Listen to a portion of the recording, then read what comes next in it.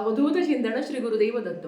श्री स्वामी समर्थ. तुम्हा सगळ्यांचं माझ्या चॅनलमध्ये खूप खूप मनापासून स्वागत आहे. 25 तारखेला 25 जानेवारी 2024ला ह्या वर्षीचा म्हणजेच 2024चा पहिला पुष्य नक्षत्र आहे. लक्षात घ्या, व्हिडिओ सगळा बघा म्हणजे तुम्हाला तुमच्या सगळ्या प्रश्नांची उत्तर मिळतील. माझी सगळ्यात आवडतीची सेवा जी आज मी तुमच्यासोबत शेअर करणार आहे. बऱ्याच वेळा ही सेवा करायला आपल्याला काही ना काही अडचणी आल्या, म्हणजेच काय, कधी कधी ही जी सेवा असते ही त्या ना पुष्य नक्षत्राच्या काळातच काढायची असते. मागच्या वर्षी म्हणजे 2023च्या डिसेंबरला जेव्हा हा नक्षत्र आला होता तेव्हा काय झालं होतं, रात्री 1:05 तो मुहूर्त होता म्हणून आपण केली नाही. ह्या वर्षी इतका सुंदर योग मिळून आलेला आहे, कारण ह्या दिवशी शाकंभरी पौर्णिमा पण आहे, गुरुवार पण आहे आणि त्यातल्या त्यात पुष्य नक्षत्र आहे. म्हणून ह्या सेवेला अनन्यसाधारण महत्त्व आहे. मला बऱ्याच कमेंट्स येतात की ताई, आमचा व्यवसाय चालत नाहीये, दुकान बंद पडली आहे, कस्टमर येत नाही, काय करू. तुम्हाला मी अतिशय जीव तोडून सांगते, ही सेवा खूप प्रभावी आहे. मी काही सांगत नाही, फक्त तुम्ही करून बघा. माझ्यावर 1% जरी तुमचा विश्वास असेल आणि जर तुमच्यावर आर्थिक संकट असेल, तुम्ही ही सेवा करा, तुम्हाला फायदा होईल. आयुष्यात कष्टाला पर्याय नाहीये. जो प्रामाणिकपणे कष्ट करत असतो महाराजांची कृपा त्याच्यावर असतेच, पण त्याच्याबरोबर महाराजांची कृपा असण्यासाठी सुद्धा आपल्याला सेवा करायची असते. ती सेवा काय आहे ते आपण बघूया. तर ही जी सेवा आहे ही 12 फुलवातींची आहे. सगळ्यांना समजलं असेल, जे नवीन आहे त्यांच्यासाठी सांगते. व्हिडिओ सगळा बघा प्लीज, कारण कमेंट्सला रिप्लाय दिलं होत नाही. तुम्हाला काय करायचं आहे, हा जो नक्षत्र आहे हा गुरुवारी सकाळी 8:16 सुरू होणार आहे. सकाळी 8:16 म्हणजेच काय, ही जी सेवा आहे तुम्ही 8:16 नंतर कधी पण करा, दिवसभरात कधी पण करू शकता. आणि हा मुहूर्त हा सूर्यास्तपर्यंत आहे. तर बघा, 12 फुलवाती तुम्हाला घ्यायच्या आहे. आता कसं करायचं, पहिल्या दिवशी म्हणजेच गुरुवारी एक वात तुम्हाला पेटवायची आहे. आता ही सेवा अशी आहे की तुम्ही पुष्य नक्षत्रावर चांदीची निरंजन आणायची. तर प्रत्येकजण चांदीचे निरंजन आणेल असं नाही, पण संपूर्ण जी सेवा आहे, जी 24 दिवसाची सेवा आहे, त्याच्यात तुम्हाला एकच निरंजन, एकच घ्यायची आहे. मग ती कुठल्या पण धातूची घ्या. तुम्ही चांदीची घ्या, तुम्ही पणती घ्या, तुम्ही तांब्याची घ्या, तुम्ही पितळीची घ्या.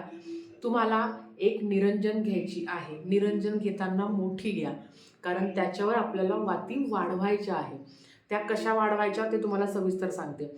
वात घेताना त्याच्यावर गाईचंच तूप घाला, गाईचंच तूप घाला, कारण अर्थात ते माता लक्ष्मीला प्रिय आहे म्हणून.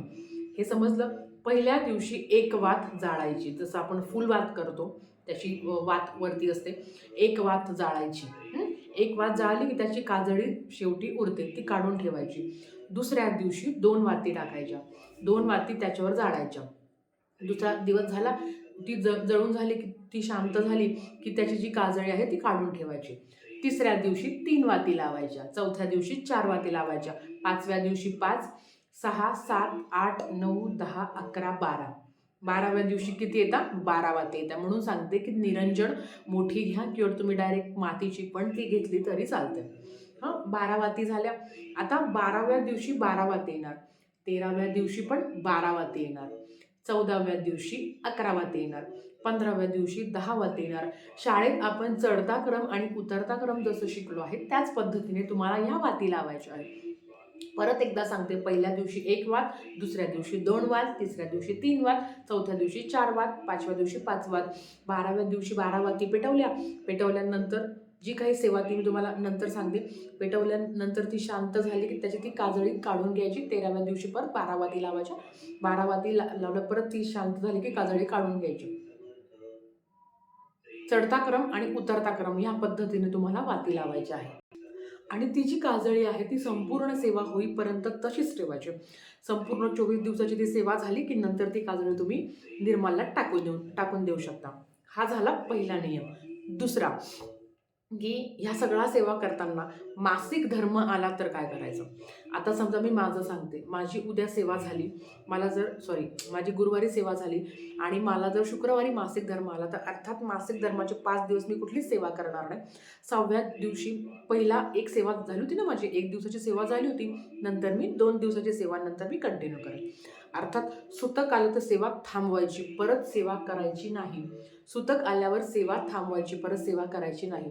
हा झाला दुसरा नियम. अर्थात तिसरा, ब्रह्मचर्य पाळायची कुठलीही गरज नाही आहे. मांसाहार वर्ज्यच असतो. तुम्ही जर संकल्पयुक्त सेवा करणार आहात तर तुम्हाला मांसाहार वर्ज्य असतो. आणि संकल्पयुक्त सेवा करणं म्हणजे काय? ज्यांना संकल्प करायचा त्यांनी करा, की काही जी फायनान्शियल अडचण आहे, काहीतरी आहे, त्याच्यासाठी हा संकल्प असतो. आता हे तुम्हाला समजलं की संकल्पयुक्त सेवा करायची आहे आपल्याला, आपली प्रॉब्लेम आहे जे सांगायचं आहे. आता सेवा काय करायची? सेवा नीट ऐका. एक वेळा व्यंकटेश स्तोत्रम. व्यंकटेश स्तोत्रम हे तुम्ही संस्कृतमध्ये म्हणा, कारण ते छोटं आहे. व्यंकटेश वासुदेवा प्रद्युत्मोमित विक्रमा संकर्षणानिरुद्धच शेषाद्रीपतिरेवच. जनार्दना पद्मनाभो व्यंकटाचलवासिन सृष्टीकर्ता जगन्नाथ माधव भक्तवत्सला. तर हे जे व्यंकटेश स्तोत्रम आहे, जे तुम्हाला नित्यसेवेमध्ये मिळून जाईल. ते झालं. दुसरं येतं श्रीसुक्तम.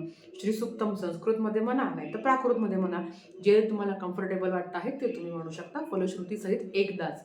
एक वेळा व्यंकटेश स्तोत्रम, एक वेळा श्रीसुक्तम, 16 वेळा विष्णू गायत्री मंत्र. विष्णू गायत्री मंत्र: ओम नारायणाय विद्महे वासुदेवाय धीमहि तन्नो विष्णू प्रचोदयात. लक्ष्मी गायत्री मंत्र: ओम महालक्ष्मीच विद्महे विष्णू पत्नीच धीमहि तन्नो लक्ष्मी प्रचोदयात. हे झालं विष्णू गायत्री झालं, लक्ष्मी गायत्री झालं. 16 वेळा कुबेर मंत्र: ओम वैश्रवर्णाय स्वाहा, ओम श्रीम ओम ह्रीम श्रीम ह्रीम क्लीम क्लीम श्रीम श्री वित्तेश्वराय नमः. हा 16 वेळा. 16 वेळा नवार्णव मंत्र: ओम ॲन व्रीम क्लीम चामुंडाय विच.